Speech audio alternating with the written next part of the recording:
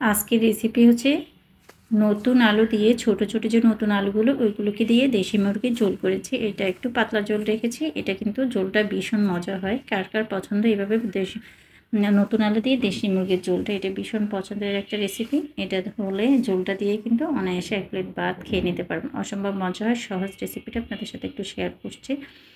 আর যদিও এটি রেগুলার রান্না, সবাই রান্না করেন, তাও আমি রান্না করেছি তাই আপনাদের সাথে একটু শেয়ার করলাম। এখানে মুরগিটাকে ধুয়ে কুটে পরিষ্কার করে নিয়েছি। আর এখন চুলাতে কড়াই বসিয়ে পরিমাণ মতো তেল দিয়ে গরম মশলাটা দিয়ে একটু পেঁয়াজ, হাফ কাপের মতো পেঁয়াজ কুচি দিয়ে একটু পেঁয়াজ কুচিটা একটু সময় নিয়ে ভেজে নিব। পেঁয়াজটা যখন ভালো করে একটু ভাজা হয়ে যাবে, হালকা ব্রাউন হয়ে যাবে, তখন দিয়ে দিব 1 চা চামচ পরিমাণ হলুদ গুঁড়ো দিব যেন মশলাটা তেলটা ছিটে না যায়। আমি বাটা মশলাটা ব্যবহার করব। এখানে রসুন বাটা দিয়েছি 2 টেবিল চামচ। আমি আদা বাটা সাথে কয়েকটা পেঁয়াজ দিয়ে আমি ব্লেন্ড করে নিয়েছি। 2টার মতো পেঁয়াজ দিয়ে ব্লেন্ড করে নিয়েছি। মশলাটা যেন গাঢ় হয় ওটাকে আমি দিয়ে দিয়েছি 2 টেবিল চামচ পরিমাণ। আর এখানে আমি দিয়ে দিব প্যাকেট মশলা। আমি এখানে মুরগির মাংসের যে রাঁধুনি প্যাকেট মশলাটা পাওয়া যায় ওই মশলাটা দিয়ে আজকে রান্না করেছি। এই মশলাটা দিয়ে কিন্তু মুরগির মাংস রান্না করলে ভীষণ ভালো হয় খেতে। এখন আমি গরম মশলাটা ব্যবহার করি না, এটার সাথে আমি দিয়ে দিব প্যাকেট মশলা। যেহেতু 1 প্যাকেট, এখানে 1 প্যাকেট পুরোটা না দিয়ে আমি 1/3 দিয়ে দিয়েছি। আর দিয়ে দিব ঘরের রান্নার যে আমি ঘরে যে মশলাটা, হলুদ গুঁড়ো আর মরিচ গুঁড়ো। আর যদি আপনি শুধু প্যাকেট মশলাটা দিয়ে রান্না করতে চান তাহলে আছে হলুদ আর মরিচ এক্সট্রা ব্যবহার করতে হবে না। এটা পুরোটা দিয়ে রান্না করলে আমি এটা অর্ধেকটা যেহেতু অর্ধেকের চেয়ে একটু বেশি যেহেতু দিয়েছি তাই আমি হলুদ আর মরিচের গুঁড়া ব্যবহার করেছি 1 চামচ করে।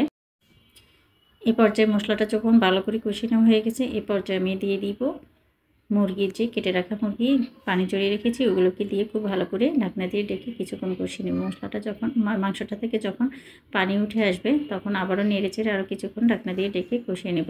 তেলটা যখন ছেড়ে আসবে, মাংস থেকে কষানো প্রায় হয়ে আসবে, তখন যে আমি নতুন আলুগুলো রেখেছি ওগুলোকে আমি দিয়ে দেব। আর দেখেন মাংসটাকে চুলার হিটটা কমিয়ে অনেকক্ষণ কষিয়ে একদম খুব ভালো করে কষিয়ে নিয়েছি অনেকক্ষণ সময় নিয়ে। আর এই পর্যায়ে আমি নতুন আলুগুলো যে ছিলে রেখেছি, ভালো করে ধুয়ে রেখেছি পানি জড়িয়ে, ওটা দিয়ে একটু ভালো করে আরও নেড়ে চেড়ে কষিয়ে নেব। মাংসটার যে পানিটা আছে ওইটার মধ্যে কিন্তু আলুটা অনেকটাই সিদ্ধ হয়ে যাবে। ওই পর্যায়ে খুব ভালো করে ঢাকনা দিয়ে ডেকে মিডিয়াম লোয়ে রেখে আলুটা সিদ্ধ হওয়া পর্যন্ত অপেক্ষা করবে। এই পর্যায়ে কষানোর মধ্যে যদি আলুটা ভালো করে সিদ্ধ হয়ে যায় তখন আলুটাও খেতে ভালো হয় আর মাংসটাও খেতে ভালো হয়।